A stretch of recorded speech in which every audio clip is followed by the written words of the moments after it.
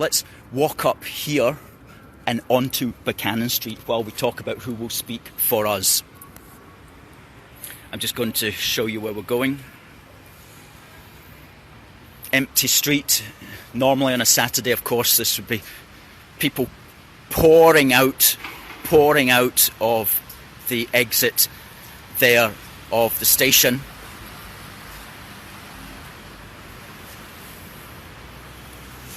One person comes out, and that's an employee of the station. Station is dead. Remember, this is a Saturday before Christmas. Brand new station, brand new design. Empty.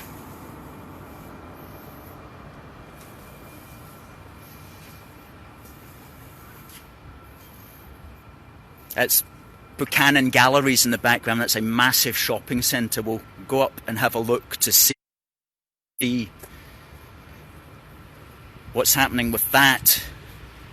That would be getting massive business right now. Horrible feeling that's going to be shut down.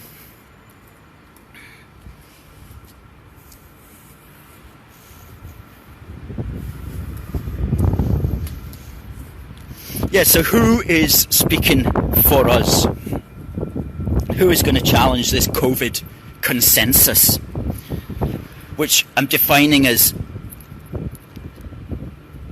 a situation where stopping people getting COVID is assumed to matter more than anything else, more than any other health issue, even to the point where people will be allowed to die so long as it is not from COVID. Where it matters more than any other social or economic issue, and more than our ordinary freedoms, such as freedom of speech, assembly and travel, which are being removed in order to enforce compliance with this consensus. So let's get to the top of Buchanan Street right now. All these shops just closed down. There'd be tens of thousands of people on this street during the course of any normal Saturday.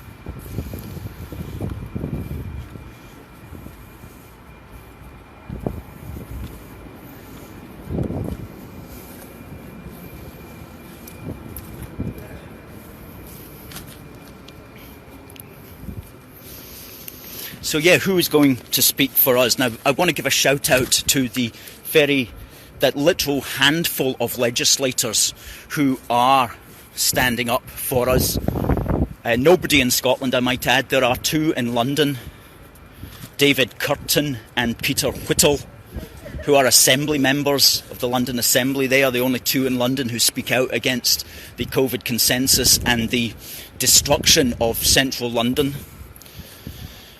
There is one Tory MP in Westminster called Sir Desmond Swayne, who does good work, but he is literally one man. And there is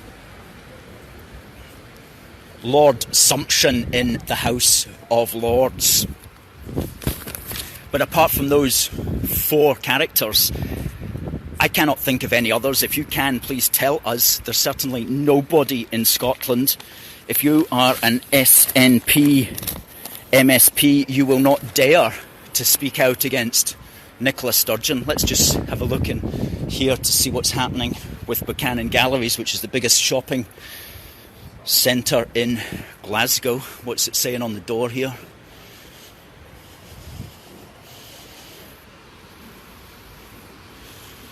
Doesn't seem to be anybody in there though. Escalators are empty.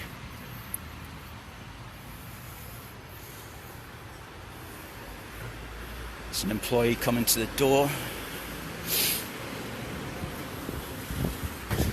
So let's go up to the top and take a look down the whole place. Yeah, so there's none. We have 129 MSPs in Scotland, and not one of them is standing up against lockdown from a principled position that it is a destructive policy to our health, to our mental health, to our social connections and to our national economy. And this is a party which claims to be the Scottish National Party. You would think they would have some concern for our national economy. You would think even they would do something different from what the government in Westminster is doing, if only to be different. But no, they just play this game that my lockdown is better than your lockdown, which is a false frame which will condemn us all to perpetual imprisonment if we accept it. Okay, I don't want to bother these guys here, so I'll just turn round at this point and see if we can just have a look down the street.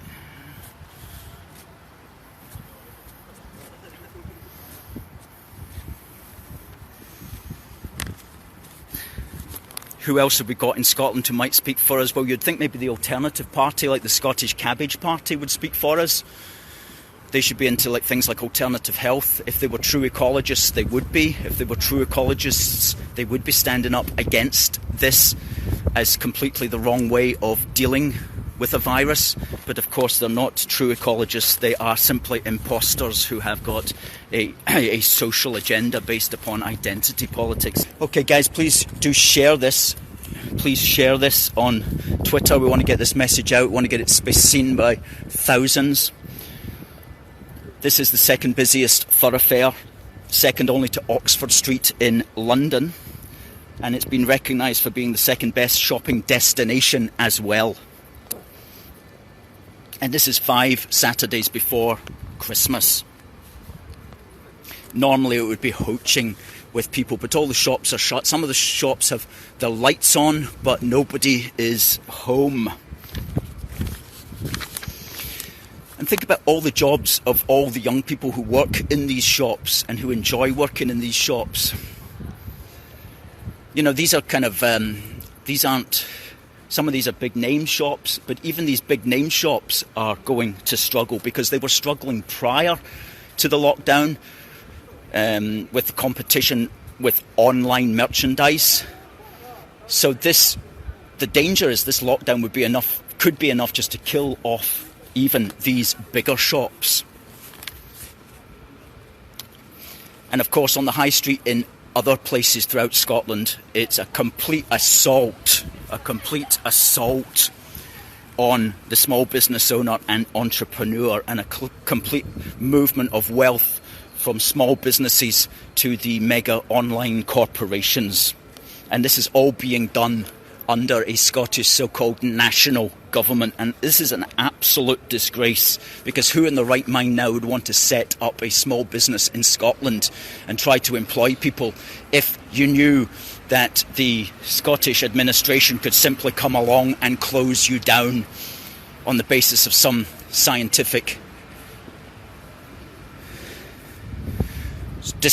disputed scientific point of view. MPs and the MSPs are not doing their job. And you know what? They're getting extremely well paid for not doing their job. The average wage of an MSP is £64,500. Okay? £64,500 to nod your head when your party leader speaks and tells you what to think. What an absolute sinecure. What an absolute disgrace that these people don't look at their money and say, with this kind of money, I should really be speaking up for everybody who's losing their job. My advice to the MSPs is, if you're going to get behind this lockdown, how about you forgo your income? How about you forgo your money? Okay, because you're literally putting everybody out of work while you sit there on your £64,500 income to do this. A disgrace. So what can we do? Well, we can vote against these people on the 6th of May.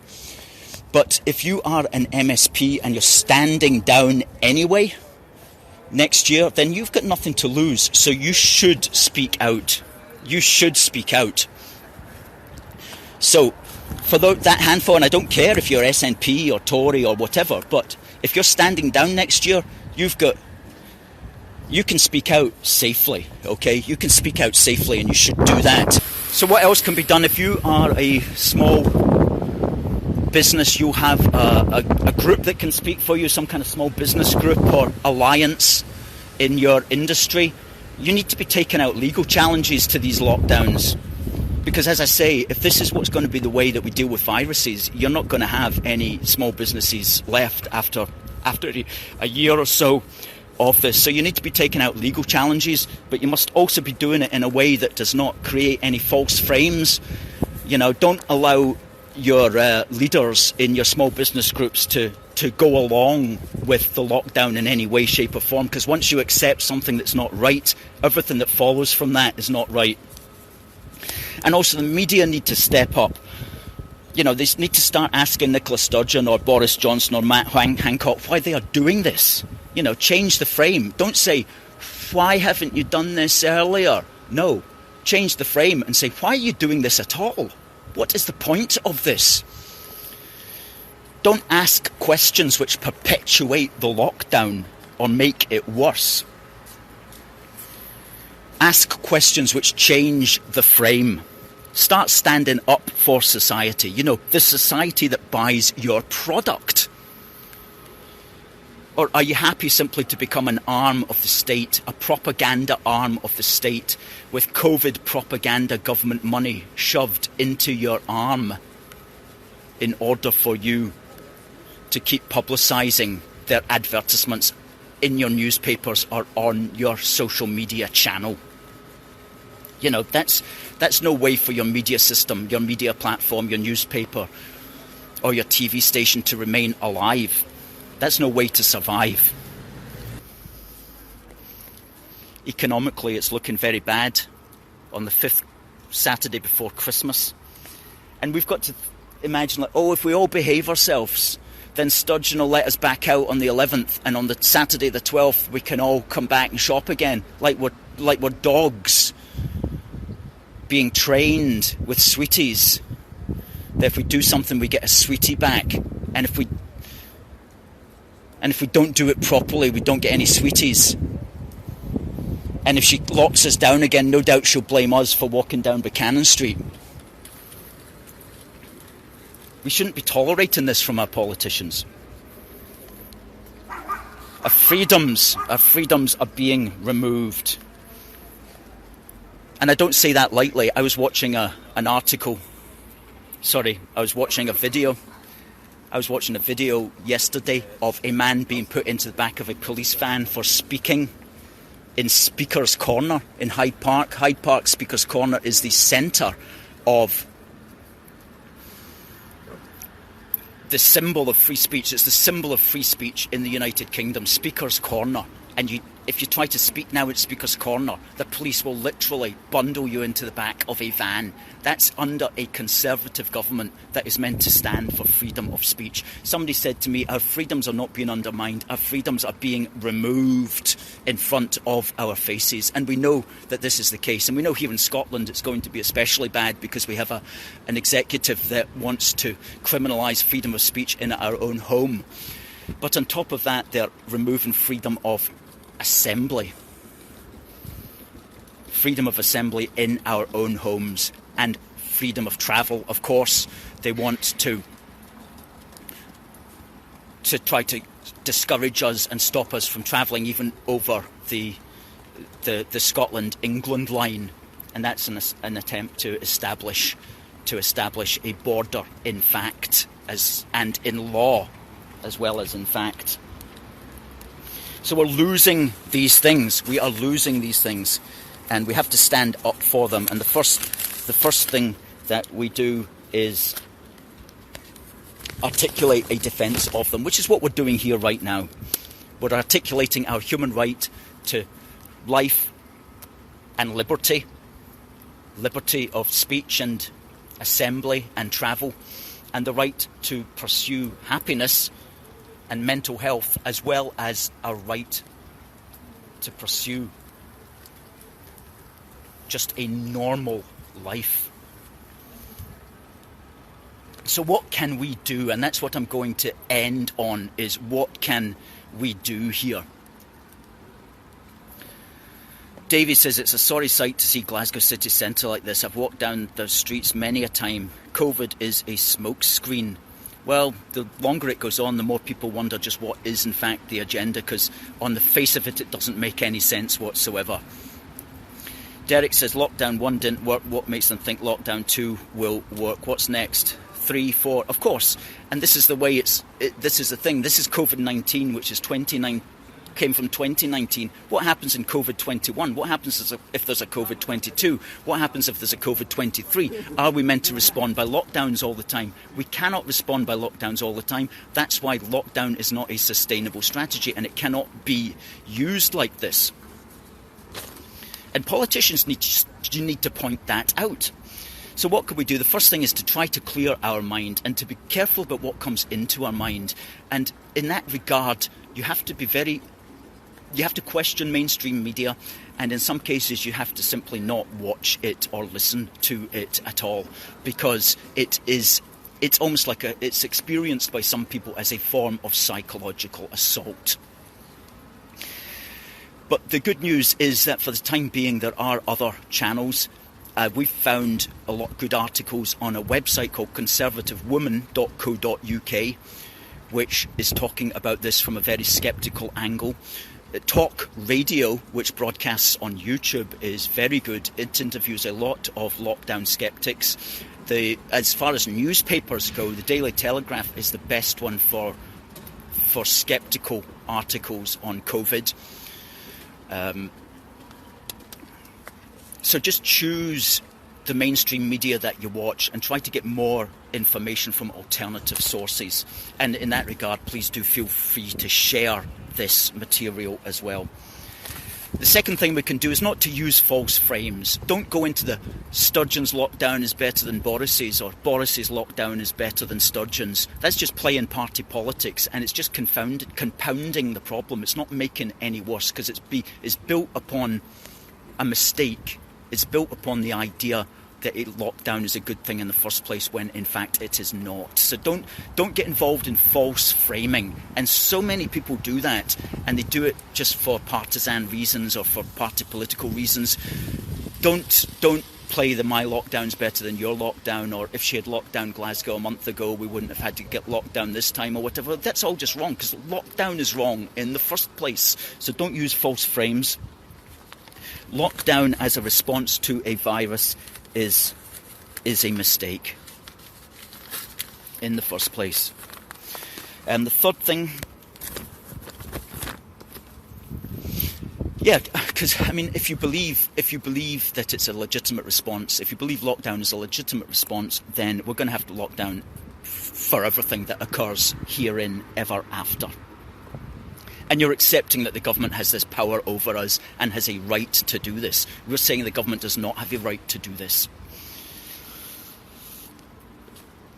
Yes, don't try to make party political advantage of it. Fourthly, this comes down to, in many ways, and this is more philosophical, our modern inability, it seems, for many people to deal with risk and to deal with the fear of death, which is a kind of, it's been with us obviously since man began, but it's particularly more these days. You know, even just a few years ago, there was much more death around us every day. Today we live in a society where maybe there's far greater fear of risk. You know, it's not who dares wins, it's let's all hide under the bed, like Boris Johnson. And I'm not taking party political advantage of that, because I don't care either way who is the government of the United Kingdom. If they're doing something silly like that, they need to be called out. Okay, he needs to lead the country. He needs to set an example, not hide under his bed. He needs to at least keep calm and carry on. And so, we need to, deal with risk. Know that it's an ever-present part of life. Fifthly, do check out the Great Barrington Declaration, and please do sign it if you can. That's just common sense, a common sense policy that's been put together by some top virologists and scientists and leaders in their field. That's the Great Barrington Declaration. And finally, folk, just stay as healthy as you can, as healthy mentally and physically as you can. Get your exercise, eat well, get your vitamins and minerals, keep your body up, because we are under attack. It feels like humans are under attack at the moment. So just stay strong and fight it. And of course, there's the administration here in Scotland is doing everything it can to make it difficult for us to exercise. If you're an old person, you can't even play golf anymore. I mean, how ridiculous is that? You can't play golf. Oh, my goodness me. Was there ever a more socially distant sport than golf? And lots of old people play it. And now they can't even do that. So we are under attack in that sense. It feels like it. It feels that common sense is becoming a fringe ideology here in Scotland. Well, we have to turn that around. We have to turn that around. Richard says the scourge of fear is used to have greater control over everyone. That's right. What sort of government tries to run a country through fear? If your government, whether the Scottish administration or the British government, is using fear to control us, what does that say about them? What does that say about how far those politicians have fallen in their duty to their fellow man and woman? Davy says UNN, that's Unity News Network, is a good alternative to listen to every night. Yes, absolutely, Davy, I agree. David Clues and Carl Dean Pearson do a tremendous job on that one. Yeah, UNN is another good one to look at. Just Google Unity News Network. Unity News Network. I've never seen this. Well, we saw this, of course, earlier in the year, but for this to be happening at Christmas, in the run-up to Christmas, look at that, completely empty street.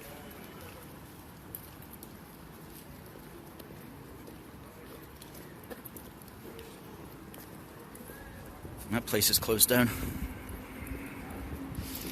Some good shops here that I know for a fact have closed down that I used to use as well.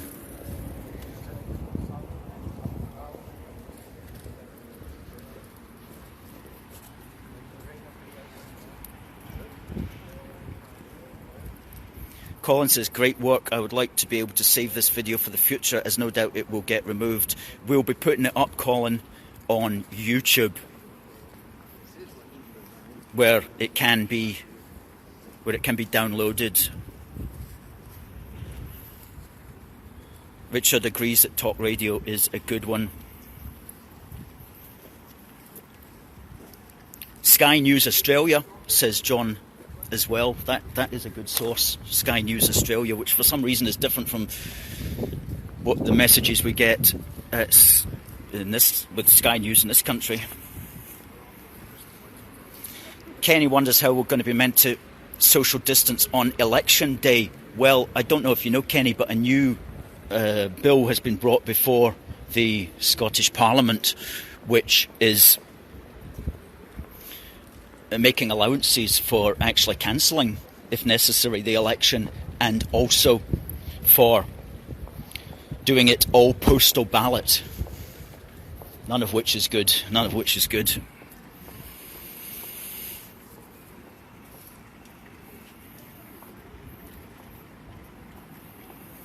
Izzy says, well said, agree with every word. Thanks, Izzy. Please feel free to share this. Ray says the country is suffering from the Murrell virus, by which he means the Nicola Murrell virus.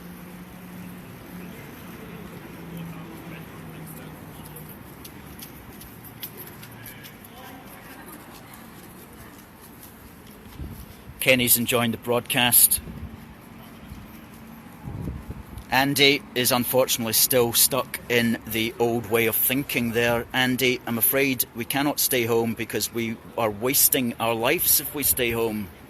We're wasting our lives and we're wasting our economy.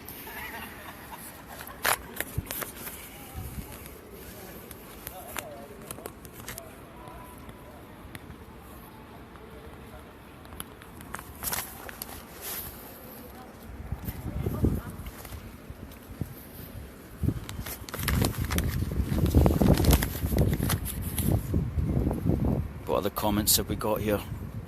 Let's scroll through some comments. One rule for politicians, one rule for us.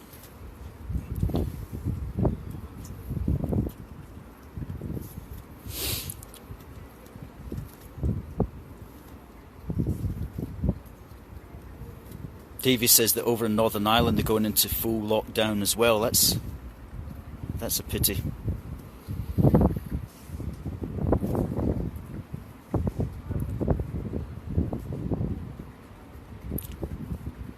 Okay, folks, I just want to say, please do share this.